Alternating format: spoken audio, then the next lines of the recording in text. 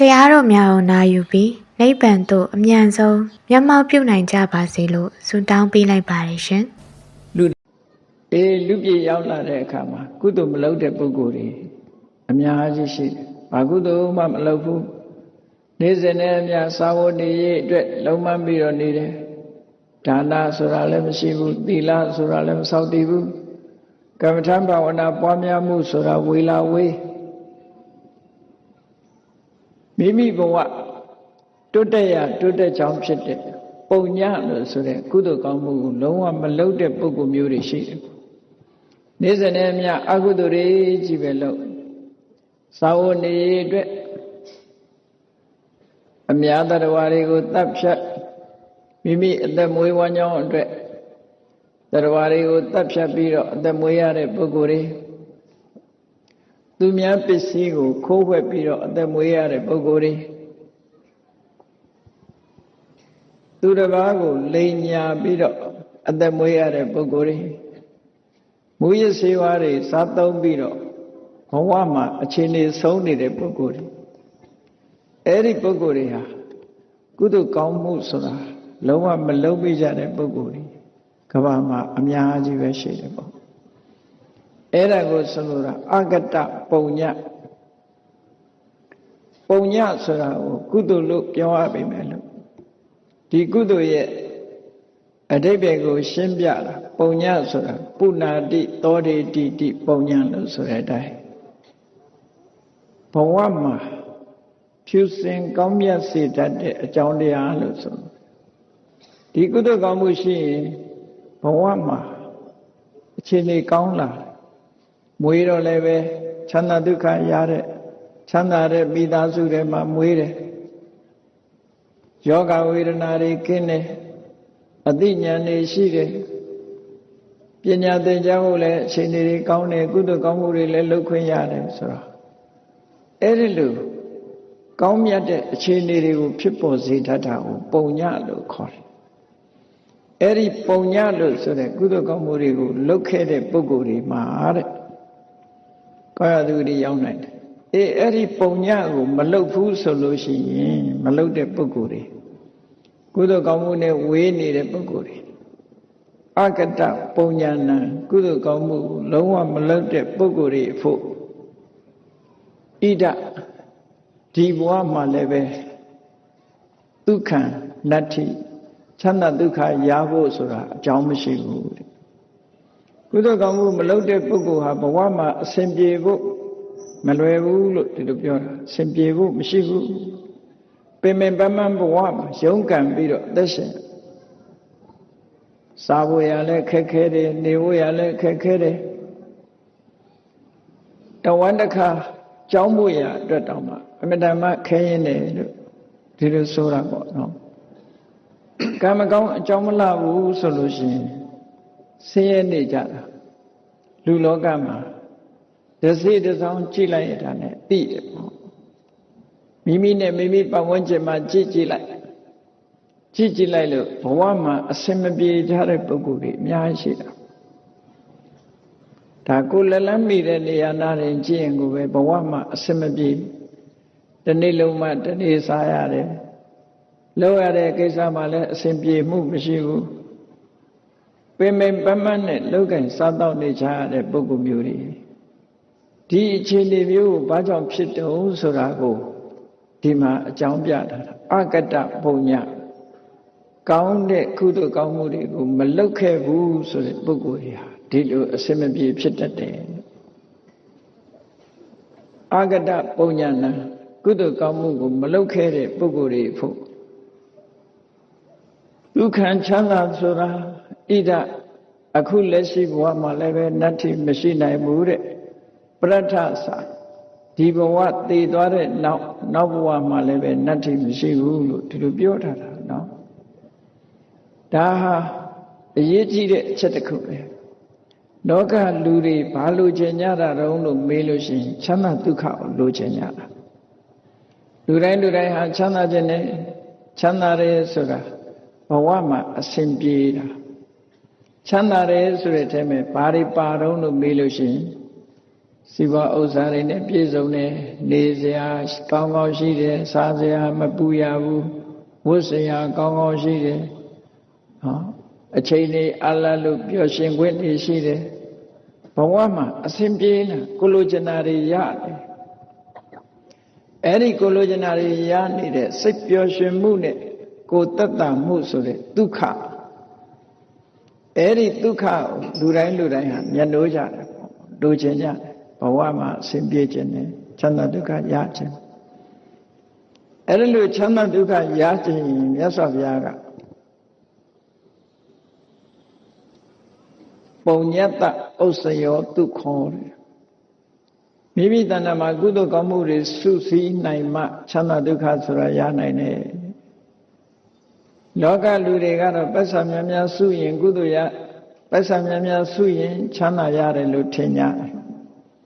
သို့တော့မြတ်စွာဘုရားကတော့ပတ်စံရှိလို့ချမ်းသာတယ်ဆိုတာတခဏကုသိုလ်ရှိမှပို့ပြီးတော့ချမ်းသာကုသိုလ်ကပေးတဲ့ချမ်းသာမှခိုင်မြဲတဲ့ချမ်းသာလူချင်းတူပါလေရဲ့နဲ့စဉ်းစားကြည့်လေပစ္စည်းဥစ္စာကြွယ်ဝချမ်းသာတဲ့တထေးအိမ်မှာလူဖြစ်တဲ့လူနဲ့တနေ့လုံးမှတနေ့စားရတဲ့မိသားစုအိမ်လူဖြစ်ရတဲ့လူဒီနှစ်ခုပဲနှိုင်းရှင်ကြည့်ပေါ့နှိုင်းရှင်ကြည့်လိုက်တာနဲ့သူတို့နှစ်ဦးဟာလူသားချင်းတူပါရဲ့တန်းနဲ့ဘာဖြစ်လို့ကြွားချနေလဲဒါအလေးနဲ့စဉ်းစားကြည့်အကြောင်းကင်းမဲ့လို့ကင်းမဲ့ပြီးဖြစ်တာမဟုတ်ဘူးဘာကြောင့်ကြွားချနေတယ်လဲလို့စဉ်းစားကြည့်လို့ရှိရင်အခုတရားကအဖြေထုတ်ပြတယ်ကုသိုလ်ကောင်းမှုတွေမလုပ်ခဲ့ဘူးဆိုလို့ရှိရင်ချမ်းသာဒုက္ခတွေကင်းမဲ့နိုင်တယ်ဒီလိုဆိုတာပေါ့အဲ့တော့ချမ်းသာဒုက္ခမရယုံနေမကဘူးတချို့ဆင်းရဲတွင်နဲ့နေကြဘာဖြစ်လို့ဆင်းရဲတွင်နဲ့တယ်လဲဆိုမြတ်စွာဘုရားကတရားရည်ရဲ့အကျိုးလိုလားတော်မူတဲ့မြတ်စွာဘုရားတရားရည်ရဲ့ကောင်းကျိုးချမ်းသာရဖို့အတွက်လမ်းညွှန်မှုကိုပြုတယ်လမ်းညွှန်မှုကိုပြုတယ်ဆိုတာနှစ်မျိုးပဲရှိတယ်မကောင်းတာမလုပ်ဖို့နဲ့ကောင်းတာလုပ်ဖို့ဒီတစ်ခုပဲရှိတယ်ပေါ့နော်မလုပ်တဲ့နာကိုမလုပ်ဖို့လုပ်တဲ့နာကိုလုပ်ဖို့ဆိုလိုတာကအကုသိုလ်ကိုမလုပ်ဖို့ကုသိုလ်ကိုလုပ်ဖို့ဒီနှစ်ခုပဲဒုက္ခောပပစ္စဥစ္စယောမကောင်းတဲ့အမှုတွေကိုယ်တဏ္ဍာမှာများလာပြီဆိုရင်ဆင်းရဲဖို့ပဲဆင်းရဲတွင်နဲ့လိမ့်မယ်မကောင်းတာတွေလုံများလာလို့ရှင်ဆင်းရဲတွင်နဲ့ကောင်းတာတွေများလာလို့ရှင်ချမ်းသာလိမ့်မယ်လို့ဒါဟာအကြောင်းတရားကိုမြတ်စွာဘုရားကဟောကြားခြင်းဖြစ်တယ်ဒီဒေသနာတော်ကိုကြည့်လိုက်လို့ရှိရင်ဘာလို့ခိုင်းတာတော့ဆိုမြတ်စွာဘုရားမကောင်းမှုကိုရှောင်ခိုင်းတယ်ကောင်းမှုကိုလုပ်ခိုင်းတယ်ဒါပဲအဖြစ်အဲ့ဒီဒေသနာကိုဆိုလိုတာပေါ့နော်ကောင်းတာနဲ့မကောင်းတာဟာနှစ်ခုရှိတယ်ဒါကြောင့်မို့ဒီအဆိုဟာလက်တွေ့ချမ်းသာဒုက္ခရနေတဲ့ပုဂ္ဂိုလ်တွေကဘယ်လိုပြောတော့ဒုက္ခံအဂတပုံညာနံဣဋ္ဌနတ္ထိပရထသကုသိုလ်ကောင်းမှုမလုပ်ဘူးဆိုတဲ့ပုဂ္ဂိုလ်တွေဖို့ဒီဘဝလည်းအစဉ်ပြေမှာမဟုတ်ဘူးတဲ့နောက်ဘဝလည်းအစဉ်ပြေမှာမဟုတ်ဘူးချမ်းသာဒုက္ခဆိုတာမရနိုင်ဘူးတဲ့ဒုက္ခင်းစကတပုံညာနံဣဋ္ဌစေဝပရထသကုသိုလ်ကောင်းမှုလုပ်တဲ့ပုဂ္ဂိုလ်တွေကြတော့အစဉ်ပြေမှုချမ်းသာမှုဆိုတာဒီဘဝလည်းရမှာပဲနောက်ဘဝလည်းရမှာပဲသူပြောတာနော်အဲ့တော့ဘုန်းကြီးတို့တွေချမ်းသာဒုက္ခရချင်တယ်ဆိုရင်ဘာလို့အမှာကုသိုလ်လုပ်ရမှာပဲဒါပဲရှိကုသိုလ်ကောင်းမှုဆိုတာလူရာတဏ္ဍာမှာကုသိုလ်ကောင်းမှုမဟုတ်ဘူးလူရာတဏ္ဍာမှာကုသိုလ်ကောင်းမှုလူရာတဏ္ဍာကိုဒါနကုသိုလ်လို့ခေါ်တယ်တချို့ကဆင်ញေပေးလိုက်အောင်မယ်သူများတွေလို့မချမ်းသာလို့မလှူနိုင်ဘူးလို့သူတို့ပြောတယ်လှူတယ်ဆိုတဲ့နေရာမှာအများကြီးလှူเสียလှူမှဒါနမြောက်တယ်လို့ဒီလိုဆိုလိုတာမဟုတ်ဘူးဘယ်ပေါ်မှာမူတည်တုံးဆိုရင်လူရဲ့စိတ်ဓာတ်ပေါ်မှာမူတည်တယ်မိမိစားတဲ့ထဲကတလုံးတစ်ဆုပ်လှူရင်လည်းလှူတာပဲဒါနနဲ့ပတ်သက်ပြီးတော့မြတ်စွာဘုရားဝိသကောတသုတ်မှာဟောတာရှိတယ်မိမိ စားတော့ပြီးလို့အိုးခွက်ပကံတွေဆေးကြောတဲ့အခါအဲ့ဒီအိုးခွက်ပကံတွေမှာရှိနေတဲ့အကျွင်းအကြံလေးတွေကိုစွန့်ပစ်တဲ့အခါမှာတောင်မှပဲဒီပုံမှန်တော်ဝါလေးတွေဟာဒီစားကျွင်းစားကြံလေးတွေကိုစားကြပါစေဆိုတဲ့စိတ်ထဲမှာရည်စူးချက်ကလေးနဲ့စွန့်မယ်ဆိုရင်တဲ့အဲ့ဒါဒါနကုသိုလ်ဖြစ်တယ်လို့မြတ်စွာဘုရား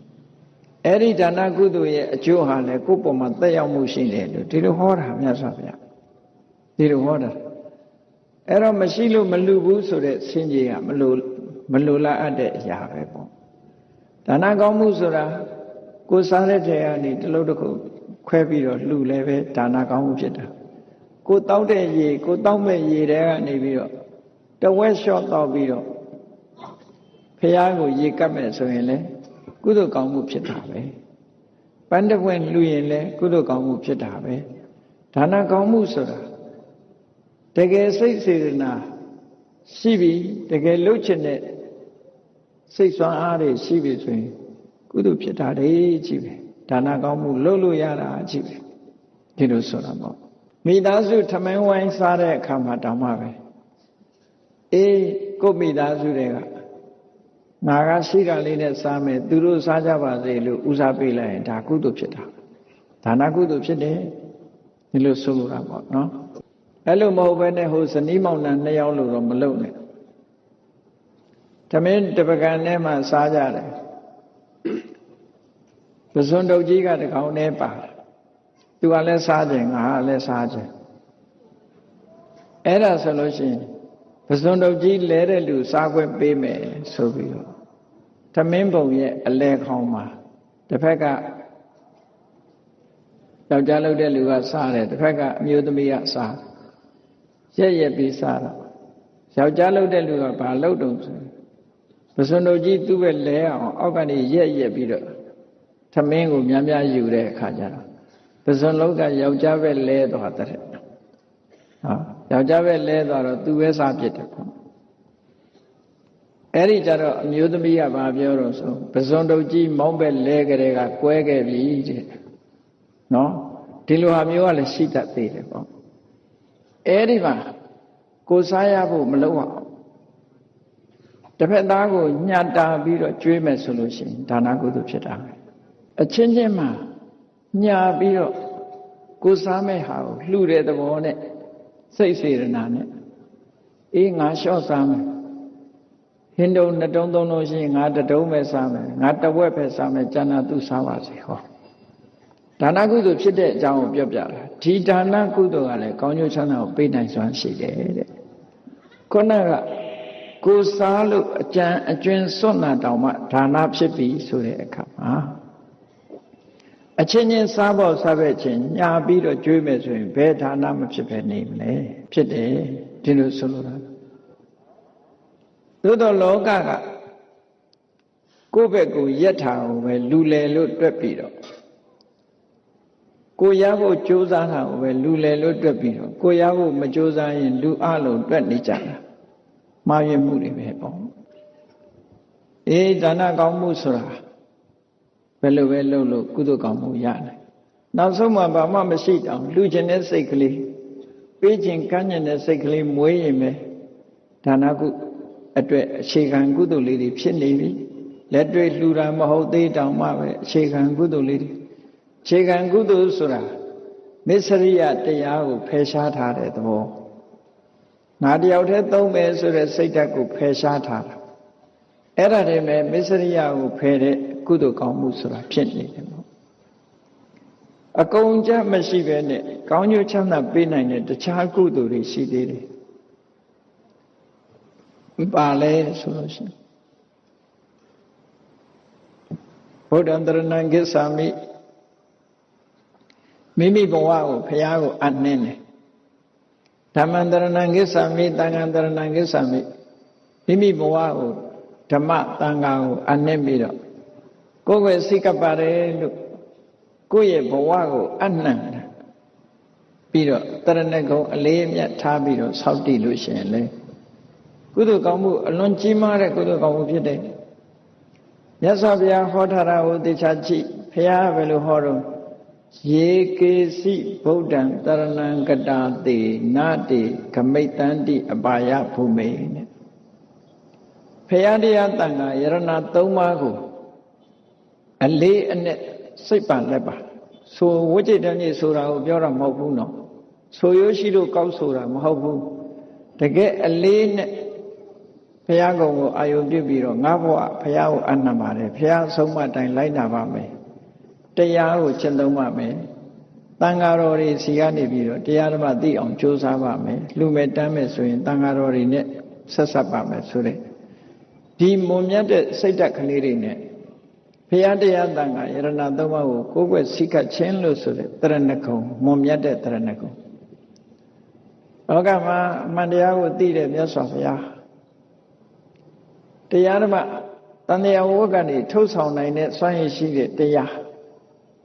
နည်းနည်းလေးလှူတောင်းအများကြီးအကျိုးပြုနိုင်တဲ့တန်ခါဆိုပြီးတော့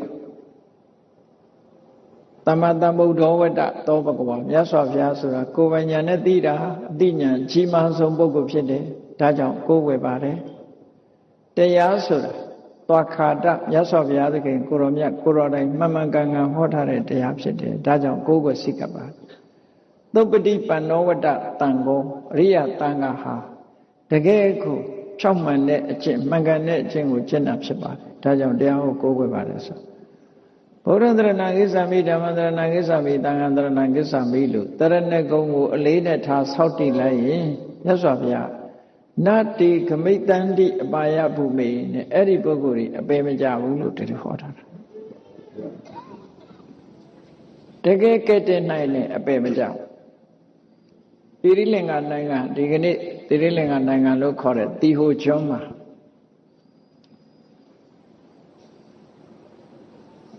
တန်ဃာအလုပ်ငန်းနဲ့အသက်မွေးတဲ့လူတယောက်ရှိတယ်။သီရိလင်္ကာနိုင်ငံဆိုတာပင်လယ်ကမ်းရိုးတန်းပင်လယ်တွေဝိုင်းနေတဲ့နိုင်ငံပင်လယ်တွေကကျွန်းနိုင်ငံ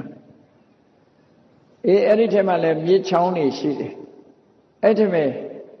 တန်ဃာလုပ်ငန်းပေါ့နားချမ်းသာအောင်ခေါ်ရင်ရေလုပ်ငန်းပေါ့နော်အဲ့ဒီအလုပ်လုပ်ပြီးတော့တစ်သက်လုံးငါးတွေဖန်တပ်ဖြတ်ပြီးသက်မွေးဝမ်းကြောင်းလုပ်တဲ့ပုဂ္ဂိုလ်တရားအိုမဲမစွမ်းဖြစ်ပြီးတော့သိအပ်မူမူဖြစ်နေတဲ့အခါမှာသူ့ရဲ့နိဗ္ဗာန်ဆွမ်းကကြွလာတဲ့ယဟန္တာပုဂ္ဂိုလ်ကြီးကဒီလူမကျမ်းမာနဲ့ညီးတွားပြီးတော့သိတော့မဲ့အနေအထားမျိုးဆိုတာကိုသိရလို့မပင့်မိမဲ့အိမ်မော်ကြွသွားတယ်အိမ်မော်ရောက်သွားတဲ့အခါကျတော့အာကိုးစရာမရှိတဲ့မဲ့နေတဲ့အချိန်မှာအာကိုးရဆိုတာရှာတတ်တယ်ပေါ့လူတွေ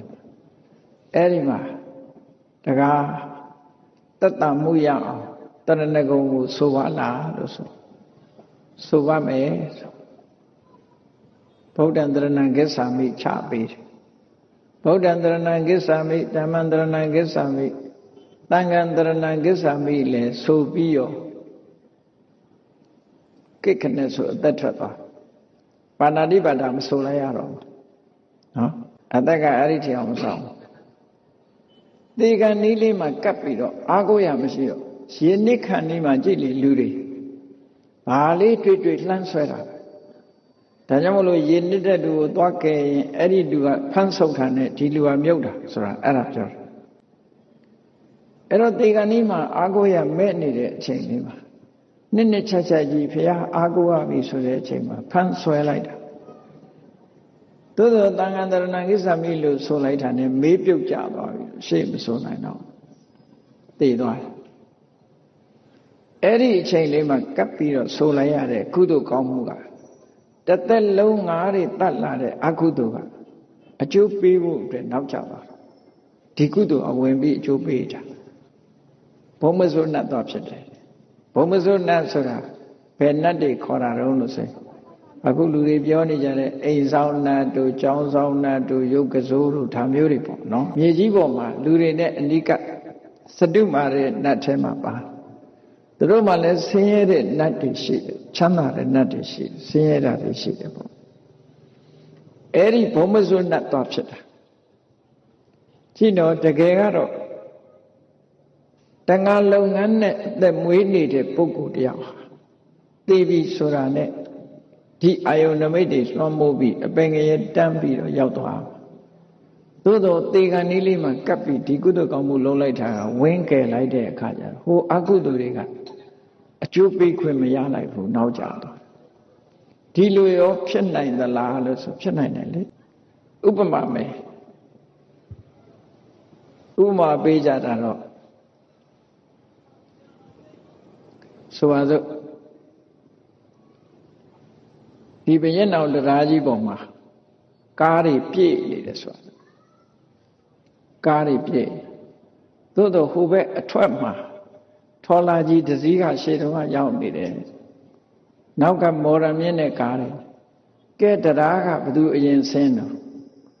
ထော်လာကြီးပဲအရင်ဆင်းမှာပေါ့ထော်လာကြီးကရှေ့ကရောက်မှာဟုတ်အဲ့ဒါလိုပဲကုသိုလ်ကောင်းမှုက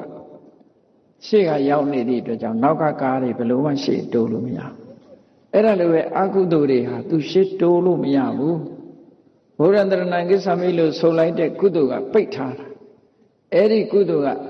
အင်အားတလောက်ကြီးမရှိပဲကောက်ပြီးအကျိုးပေးတယ်ဟောအပင်ငရဲကြအောင်မကြောက်ဘုံမဇုဏဖြစ်သွားတယ်တဲ့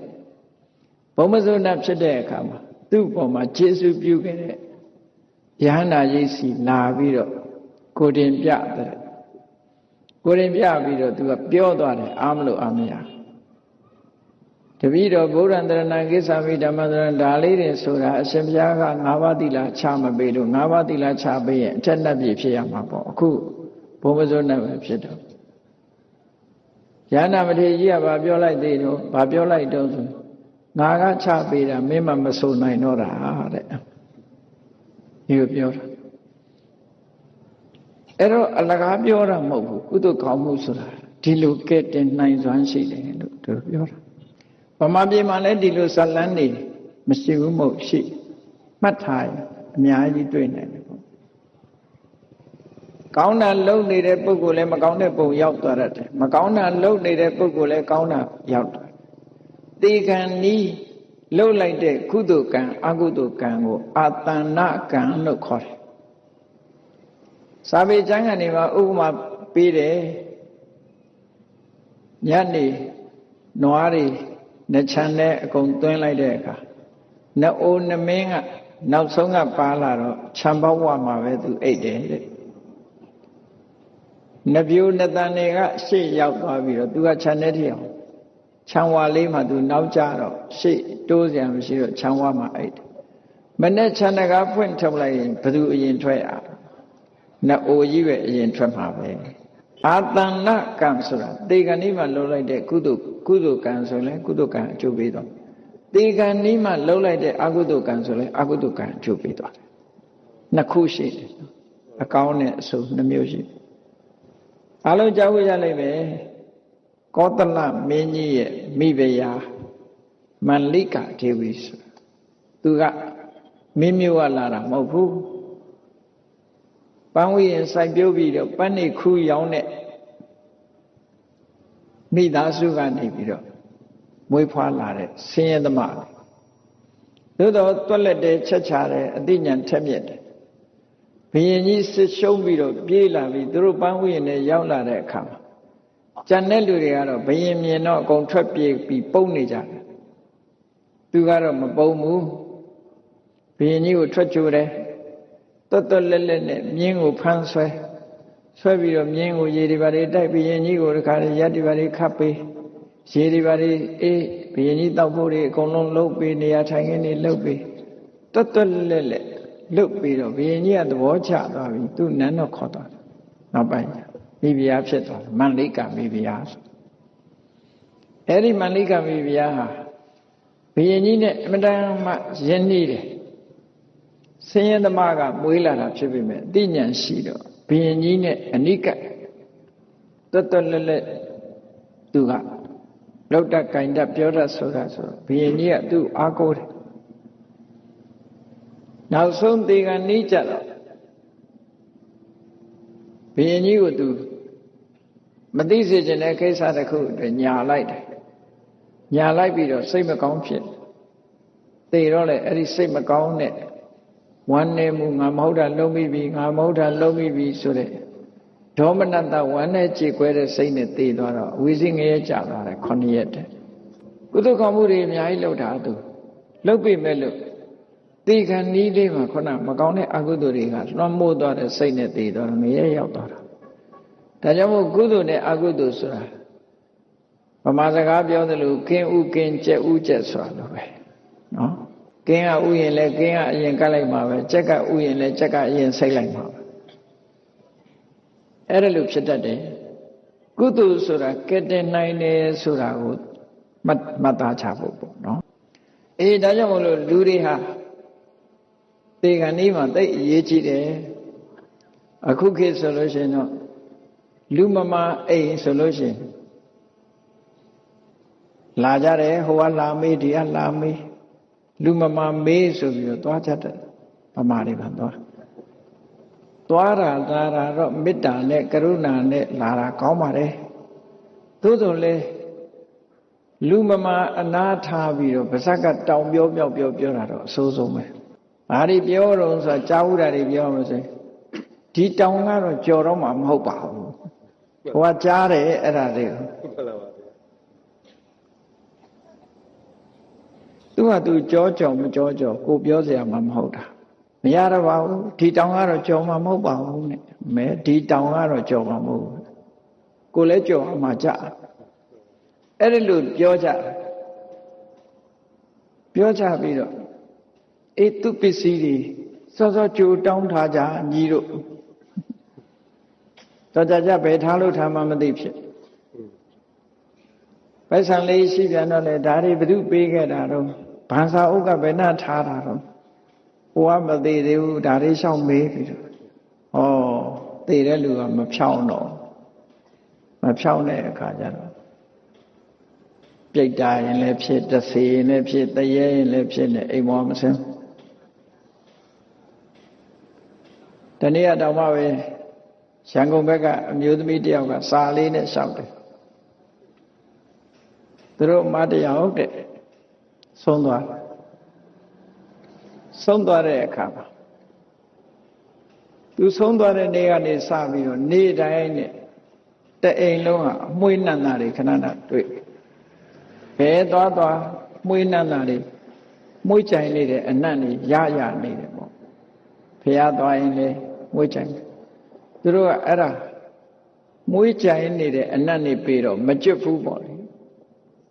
မကျွတ်လို့ဘာကုသိုလ်လုပ်ပြီးအမျှဝေရမှာမေးတော့ဘုန်းကြီးကအေးမွှေးတဲ့အနတ်နာပြတယ်ဆိုတာသူဘုံမစိုးနတ်ဖြစ်တာလို့နတ်ဖြစ်နေတဲ့ကိုယ်တဲ့ตาတဲ့ပုဂ္ဂိုလ်သွားပြီးကျွတ်အောင်လုပ်ရင်ကိုယ်ပဲကျွတ်အောင်လုပ်အောင်လို့နော်လူတွေကသေသွားတဲ့လူကအနိဗ္ဗာန်ရောက်နေမကျွတ်ဘူးကြီးပဲထင်တယ်ကိုယ်လည်းကျွတ်ထားကြအဲ့တော့နတ်ဖြစ်နေတာသူကံနဲ့သူပဲလို့ဒါကိုယ်ကဘာမှကြောက်အောင်လုပ်ဆရာမလုပ်ဘူးကုသိုလ်ကောင်းမှုလုပ်အမျှပေးသူ့မှာဘုံတကူပဲတက်မယ်ကျွတ်အောင်ဆိုတာလူတွေကသေသွားရင်ကျွတ်ဖို့ပဲစဉ်းစားတာလေသေသွားရင်ဘယ်လိုနဲ့နေကျွတ်အောင်အဲ့တော့သူရောက်တဲ့ဘုံကကောင်းတဲ့ဘုံလားဆိုးတဲ့ဘုံလားဒါပဲကြည့်အောင်မကျွတ်ဘူးလို့လူတွေပြောရအောင်အိမ်ပေါ်မှာတရေဖြစ်နေတာတို့တဆေဖြစ်နေတာတို့၆လှန့်နေတာတို့မကောင်းတဲ့အပုပ်နှံတွေပေးနေတာဆိုရင်တော့ဒါမကောင်းဆိုးဝါဖြစ်နေအဲ့ဒါဆိုရင်ကုသိုလ်ကောင်းမှုတွေလုပ်အမြတ်တမ်းတွေပေးဝေသူ့မှာစားစရာမရှိတောက်စရာမရှိအဝတ်မပါဗလာကိုဒီဖြစ်နေတယ်ဆိုရင်အဝတ်လှူပြီးတော့အမြတ်တမ်းပေးဝေစားစရာမရှိဘူးဆိုစားစရာလှူအမြတ်ပေးဝေနေစရာမရှိဘူးဆိုနေစရာလှူအမြတ်ပေးဝေဒီလိုသာလောက်ကြရတာပေါ့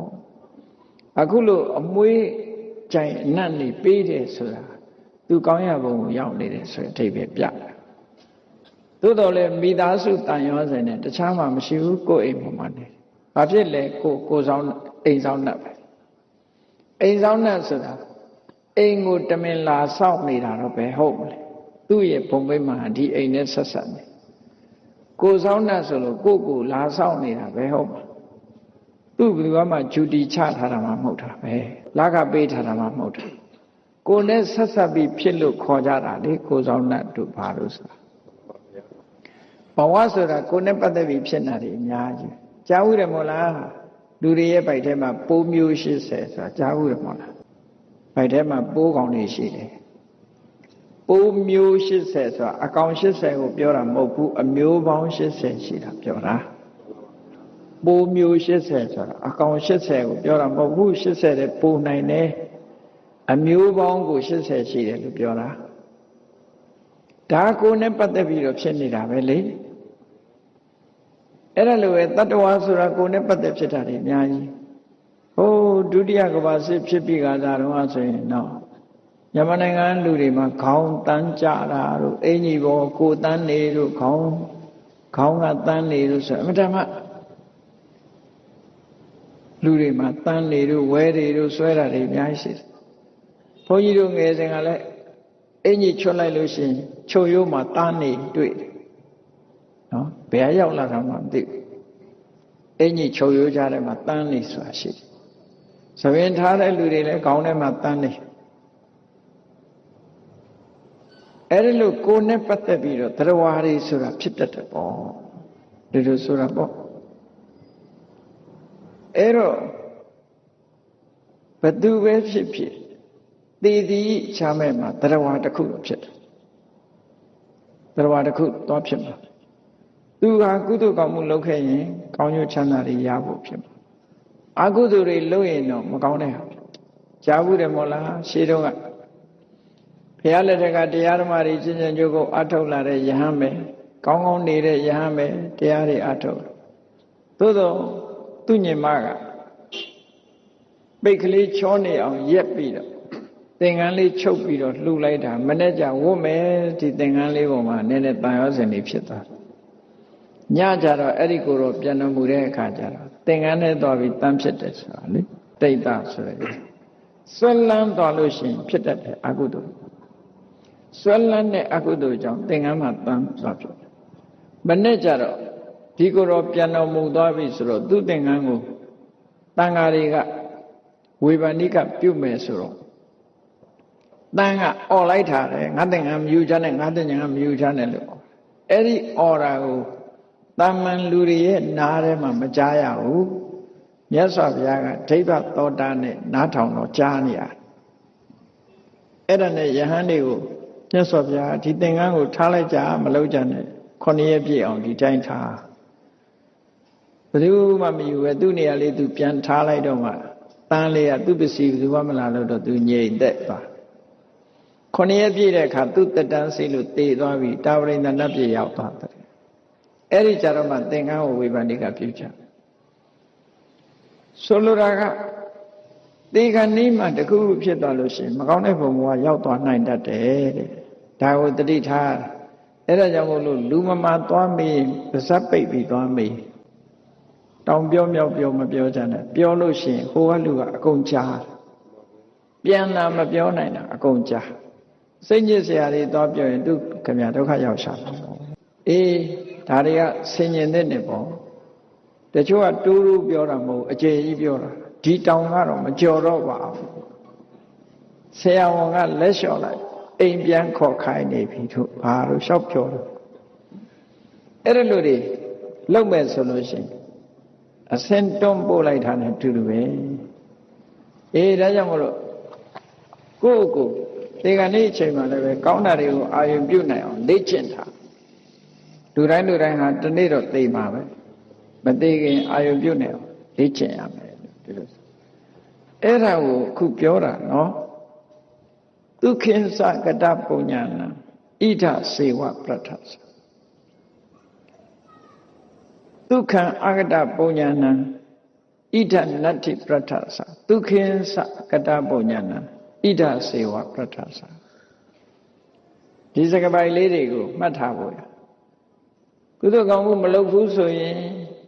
ဘဝမှာဒီဘဝပဲဖြစ်ဖြစ်နောက်ဘဝပဲဖြစ်ဖြစ်အစဉ်ပြေဖို့ချမ်းသာဖို့မဖြစ်နိုင်ဘူးကုသိုလ်ကောင်းမှုလုပ်ထားတဲ့ပုဂ္ဂိုလ်တွေအဖို့ဒီဘဝမှာလည်းအစဉ်ပြေနိုင်တယ်နောက်ဘဝမှာလည်းအစဉ်ပြေနိုင်ဒီဘဝလည်းချမ်းသာနိုင်တယ်နောက်ဘဝလည်းချမ်းသာဒါကြောင့်မို့လို့ဘုန်းကြီးတို့တွေရရှိနေတဲ့အချိန်မှာကုသိုလ်ကောင်းမှုလုပ်ရမယ်တရဏဂုံဆောက်တည်တာလည်းကုသိုလ်ကောင်းမှုပဲပါဏာတိပါဒဝေရမဏိသိက္ခာပုဒ်တွေဆောက်တည်တယ် လေးလေးနက်နက်ထားတယ်သူများသင်္ကမတတ်ဘူးသူများဥစ္စာမခိုးဘူးအလေးနဲ့ထားပြီးစောင့်တည်အဲ့ဒီကုသိုလ်တွေကသေးတဲ့ကုသိုလ်မဟုတ်ဘူးအမတန်ကြီးမားတဲ့ကုသိုလ်တွေဒီလိုဆိုတယ်ဒီလောက်တင်မဲ့ကောင်းရသူဂတိရောက်ဖို့ရစိတ်ချနေရမယ်နော်တရဏဂုံစောင့်တည်လိုက်တာနဲ့အပယ်လေးပုံကလွတ်နိုင်တယ်၅ပါးသီလစောင့်တည်လိုက်ထိတဲ့ပို့ပြီးတော့ခိုင်မာသွားတယ်ပေါ့တာမန်ကုသိုလ်လေးလို့မအောင်မေ့လေးနဲ့ဒီကုသိုလ်ဟာအမတန်မှကြီးမားတယ်လို့ဒီဇလန်းရကြည့်ကြည့်လိုက်သာဝတိပြေမှာမြတ်စွာဘုရားကိုကိုးဝယ်စိတ်ကတဲ့ဥပဒကတယောက်ရှိတခါကြီးတယောက်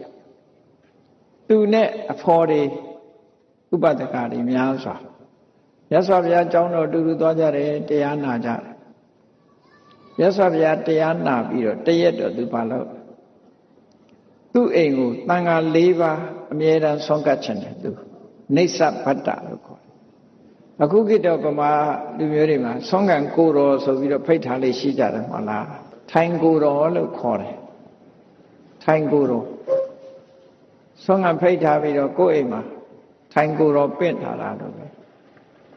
အဲ့တော့အမြဲတမ်းဆွမ်းကပ်မယ်ဆိုပြီးတော့ရဟန်းတန်ခါ၄ပါးပင့်တယ်ပင့်ပြီးတော့အလှည့်ကျကြွဖို့စီမံအုပ်ချုပ်တဲ့ယဟန်ကိုလျှောက်ထားပြီးတော့နေ့စဉ်နဲ့အမျှအိမ်မှာယဟန်တော်၄ပါးအတွက်ဆွမ်းပွဲပြင်တာအဲ့ဒီမှာဒီတကာကြီးကသူ့အိမ်မှာထမင်းချက်ဝေယဝိဆလှုပ်တဲ့အမျိုးသမီးရှေးတုန်းကတော့ကြုံမလို့ခေါ်တာပေါ့နော်အမျိုးသမီးကိုသူကတာဝန်ပေးထားတယ်ငါတန်ခါ၄ပါးအမြဲတမ်းအိမ်ကြွလိုက်မယ်အဲ့တော့အိမ်ကြွတော့ဝေယဝိဆတွေချက်ဖို့ပြုတ်ဖို့တန်ခါ၄ပါးကိုဆွမ်းကပ်ဖို့မင်းတာဝန်ယူဆိုပြီးတော့သူ့ကိုခိုင်းထားအဲ့လိုခိုင်းထားတဲ့အခါကျတော့အဲ့ဒီအိမ်မှာထမင်းဟင်းချက်ပြုတ်ဝေယဝိဆလုပ်တဲ့အမျိုးသမီးကဘလောက်တရားတရားကောင်းလို့ဆိုသူကိုယ်တိုင်ကိုယ်ကလည်းတရားစွမ်းအားရှိတယ်ကိုချင်းသီလလည်းကောင်းတယ်စိတ်ကောင်းနှလုံးကောင်းထားတော့ကိုဖိရင်ဖိတန်ဃာတွေကြွမလာခင်က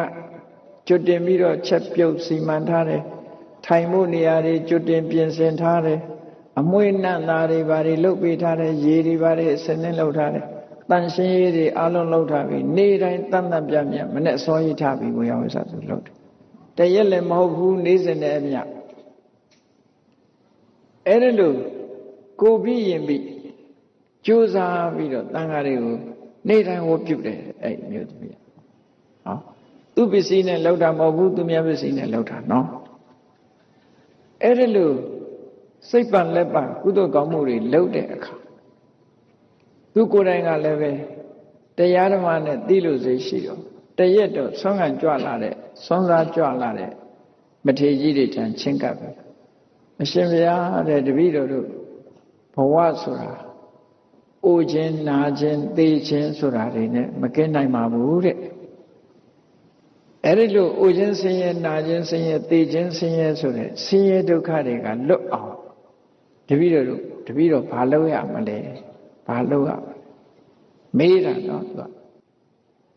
လောကလူတွေတချို့ဆိုစင့်တော်မစင်စားဘူးနော်အိုတာသူကသူအိုတယ်လို့ထင်တယ်နာတာသူကသူသေတာလည်းသူကသူသေတယ်လို့ထင်တယ်မစင်စားဘူးသူကတော့စဉ်းစားတယ်တပည့်တော်တို့ဒီဘဝမှာလည်းအိုရအောင်မယ်အိုပြီးရင်သေရအောင်မယ်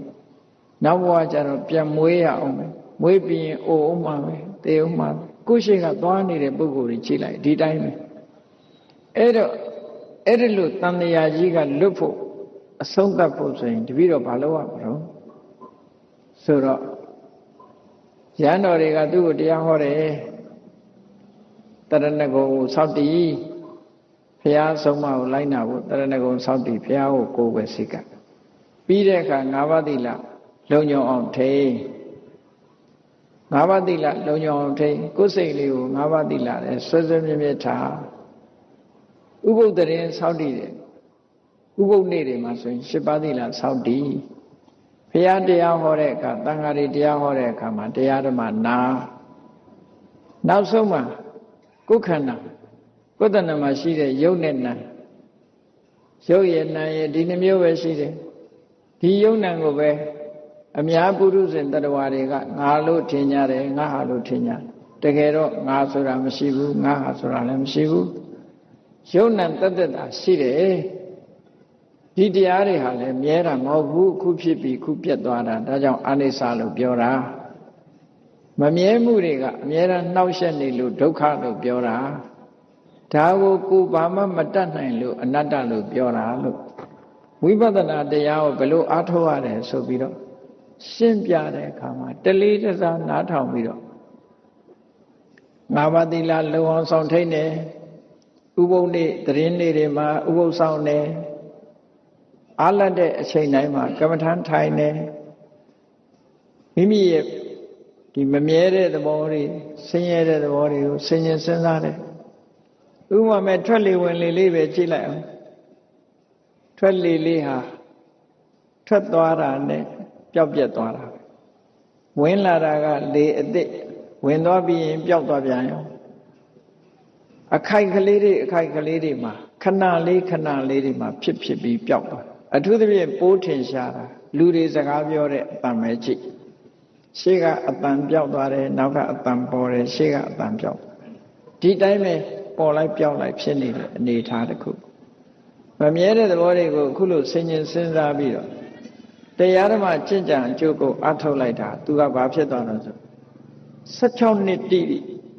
ရဟန်းတော်ရဲ့အဆုံးအမတိုင်းသူတရားထိုင်တယ်ဝိပဿနာရှုတယ်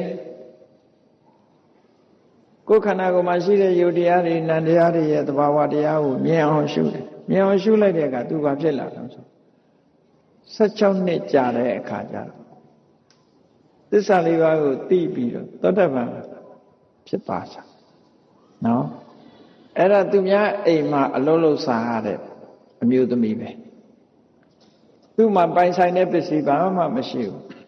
ကိုပြီးရင်ပြီးကုသိုလ်ကောင်းမှုတွေလုပ်တာအေးတရားဓမ္မတွေနာယူပြီးအလေးနဲ့ထားပြီးကျင့်ကြံကြိုးကိုအားထုတ်တော့သောတပန်ဖြစ်တယ်သောတပန်ဖြစ်လို့လူဘဝအဆုံးသတ်သွားတဲ့အခါမှာတာဝရိန္ဒနတ်ပြည်မှာတရားမင်းရဲ့အနိကတရားမင်းရဲ့မိဖုရားတစ်ပါးသွားဖြစ်တယ်ပေါ့အလုံးရံရွေတော်တွေကသူ့ကိုလေးပေးရတယ်နော်အစင်တန်းအဲ့လိုမြင့်ပြီးတော့နတ်ပြည်ကချမ်းသာဒုက္ခကိုခံစားရတယ်အဲ့ဒီလိုနတ်ပြည်ရောက်နေတာသာဝတိပြည်ကတထေးအိမ်မှာအလုံးလုံးတဲ့အမျိုးသမီးတယောက်ဟာကုသိုလ်ကောင်းမှုတွေလှုပ်သွားသည့်အတွက်ကြောင့်နတ်ပြည်ရောက်သွားတရက်ကြတော့ရှင်မမောက္ကလံမထေရမြတ်ကနတ်ပြည်ကိုကြွသွားပြီးဘုံမိမ့်မှန်နေလျှောက်ပြီးတော့ကြည့်တယ်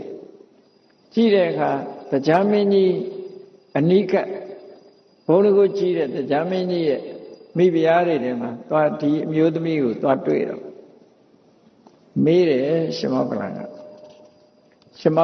ကုသိုလ်ကောင်းမှုတွေလိုက်ပြီးတော့မေးမြန်းစုံစမ်းတဲ့အခါရှင်မောက္ကလံဘာမေးတော့ဆိုမနုဿဘုဒ္ဓကိမကာတိပုံညာလူဘဝတော့ကဘာကုသိုလ်တွေလုပ်ခဲ့တာတော့တဲ့ဒါလောက်အဆင့်တန်းမြင့်အောင်ခုလိုအဆင့်တန်းမြင့်ချမ်းသာဒုက္ခရနေတာလူဘဝတော့ကဘာကုသိုလ်တွေများလုပ်ခဲ့လို့တော့လို့ရှင်မောက္ကလံမေးတဲ့အခါကျတော့သူကပြုံးပြီးတော့ဘာပြောတော့ဆိုအဟံမနုဿေတုမနုဿဘုဒ္ဓဓာတိအဟောတိပရပတိဟာကုလေရှင်ဗျာတဲ့တပည့်တော်လူဖြစ်တုံးကတဲ့သူများရဲ့အစေပါခံရတဲ့ကျွမ်းမတူပါတဲ့ဟောသူပြောတာနော်အတိတ်ဘဝတုန်းကတဲ့တပည့်တော်ဟာသူတစ်ပါးအိမ်မှာအစေခိုင်းခန်းနေတဲ့ကျွမ်းမတူသာဖြစ်ပါတယ်တဲ့အဲ့ဒီကျွမ်းမဖြစ်ပေမဲ့လို့တပည့်တော်မှာ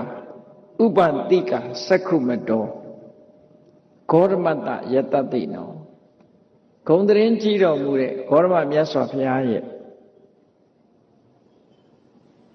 ဥပတိကမဂေါရမဘုရားကိုကိုးကွယ်စိတ်ကပ်တဲ့ဘုရားဝါဒဝင်တူဖြစ်ပါတယ်ဒီလိုပြောတာနော်ဥက္ခေဝါရနဲ့ဆိုရင်ဥပတိကဆိုတာဘုရားဝါဒတူဖြစ်ပါတယ်ဘုရားတရားတန်ခါယရဏသုံးပါးကိုစိတ်ကပ်ကိုးကွယ်တဲ့ပုဂ္ဂိုလ်ဖြစ်ပါတယ်အဲ့ဒီလိုဘုရားဝါဒဘုရားကိုကိုးကွယ်စိတ်ကပ်တဲ့မျိုးသမီးဖြစ်တဲ့အခါမှာတဲ့တတ္တမေနိကမောအာတိသာသနေတတ္တတာတိနောတိမတ်တဲ့ အကြီးချင်းတွေစိတ်ဓာတ်တည်ငြိမ်တဲ့ဘုရားမြတ်စွာရဲ့တပည့်တာဝကဖြစ်တဲ့အခါမှာတဲ့တပည့်တော်ဟာတရားဓမ္မကိုချူချူစားစားဆွဲဆွဲမြဲမြဲကိုချင်းသီလကိုစောင့်တည်တယ်ဆွဲဆွဲမြဲမြဲကုသိုလ်ကောင်းမှုတွေလုပ်တယ်ယဟန်တန်ဃာတွေစီမေးပြီးတော့တပည့်တော်ဆွဲဆွဲမြဲမြဲဝိပဿနာကျင့်စဉ်တစ်ခုကိုကျင့်ကြံကြိုးကုပ်အားထုတ်ခဲ့ပါတယ်အဲ့ဒါလို့အားထုတ်တော့ကတပည့်တော်ရဲ့စိတ်ထဲမှာဘလို့အောင်းမေ့ကမ္မံဘိစတုယံကာယောနေဝအဋ္ဌိတသန္ထနာတပည့်တော်စိတ်တွေကဘလောက်ထိအားတက်တယ်ရောဖြစ်တော့ဆိုရင်ငါခန္ဓာကိုယ်ကြီးပြိုကွဲပျက်စီးသွားခြင်းသွားပါစေငါဒီအလုပ်ကိုတော့မလျှော့ဘူးမဖြစ်ဖြစ်အောင်လုပ်မှာပေါ့တရားအထုတ်တာငါလုပ်မယ်ခန္ဓာကိုယ်ကြီးပျက်စီးခြင်းပျက်စီးသွားပါစေဘယ်တော့မှလက်မလျှော့ဘူးလုပ်မယ်နော်ဘယ်တော့မှလက်မလျှော့ဘူးလုပ်မယ်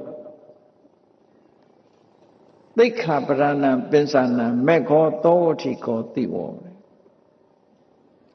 ငါးပါးသီလကိုတပည့်တော်အလေးထားတယ်လုံယုံတယ်ငါးပါးသီလလုံယုံနေမကဘူးမဂ္ဂင်၈ပါးအကျင့်တရားမိမိခန္ဓာကိုယ်ပေါ်မှာတပည့်တော်အမှန်မြင်အောင်ဆင်ခြင်စဉ်းစားတယ်သမ္မာသင်္ကပ္ပမှန်မှန်ကန်ကန်တွေးတောတယ်သမ္မာဝါစာသမ္မာကမ္မန္တသမ္မာအာဇီဝမှန်မှန်တွေးတဲ့အတိုင်းတပည့်တော်ကိုချင်းသီလနဲ့ပြည့်စုံအောင်နေတယ်ဘယ်တော့မှမဟုတ်တာတွေမပြောဘူးဘယ်တော့မှမဟုတ်တာမလုပ်ဘူးအသက်မွေးဝမ်းကြောင်းအတွက်လည်းပဲတရားလက်လွတ်ဘာမှမလုပ်ဘူးတပည့်တော်ဟောမှန်မှန်ကန်ကန်အသက်မွေးမှုလုပ်တယ်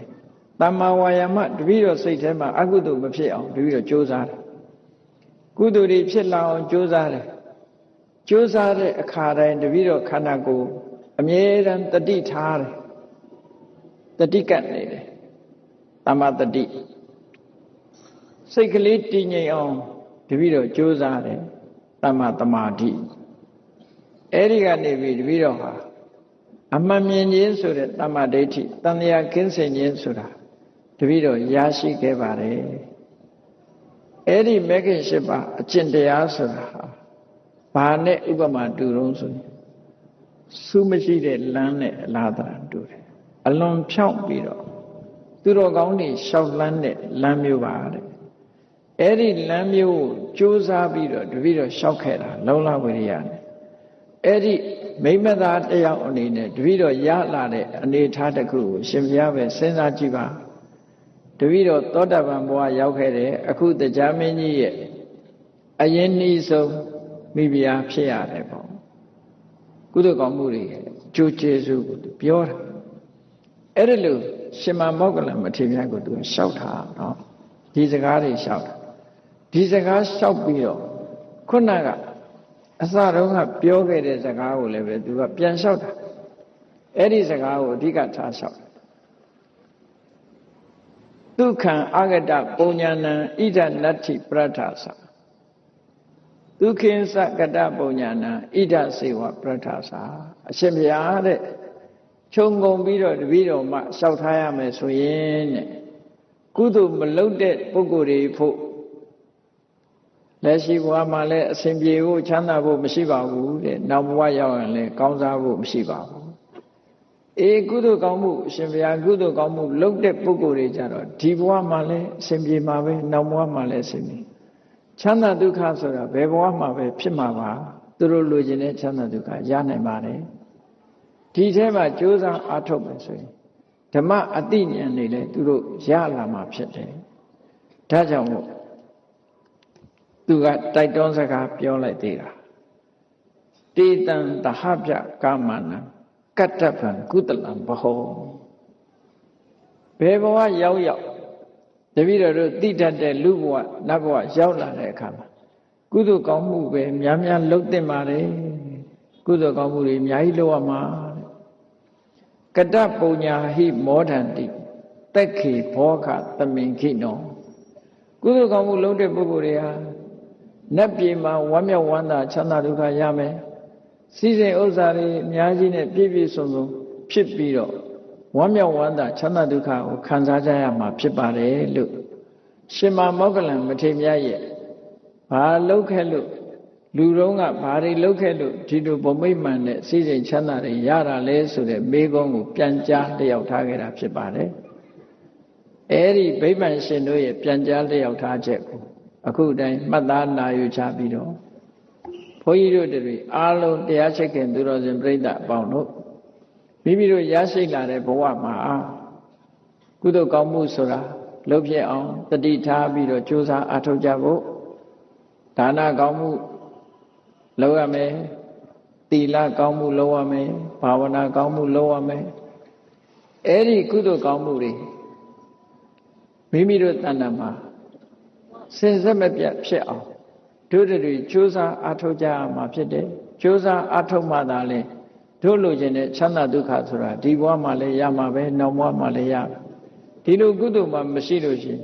တို့ဘဝတန်ဖိုးမဲ့တဲ့အနေထားဖြစ်ပြီးတော့ချမ်းသာဒုက္ခရမှာမဟုတ်ဘူးဆိုတဲ့မှန်ကန်တဲ့လမ်းကြောင်းအတိုင်းမှန်ကန်တဲ့ယုံကြည်ချက်နဲ့ကုသိုလ်တရားဖြစ်ပွားအောင်ကြိုးစားအားထုတ်နိုင်ကြပါစေကုန်သတည်း